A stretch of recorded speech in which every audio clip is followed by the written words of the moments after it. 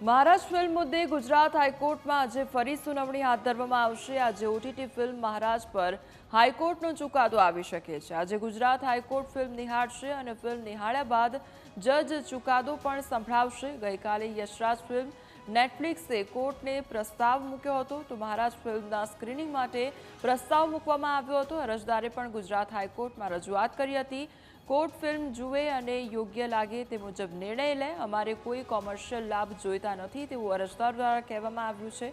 Film જોયા બાદ court જે નિર્ણય લે તે માન્ય છે અને ફિલ્મ જોવાની ઝડપ અને ચુકાદામાં ઝડપ મામલે કોર્ટે યશરાજ ફિલ્મ્સને ટકોર કરી છે।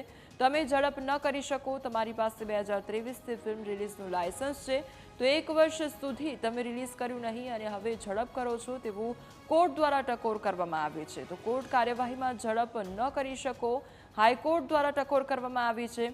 તમારી પાસે પૂરતો સમય હતો। યશરાજ ફિલ્મ્સે કોર્ટ માસ્ટરને ફિલ્મની લિંક અને પાસવર્ડ આપવા ખાતરી આપી છે।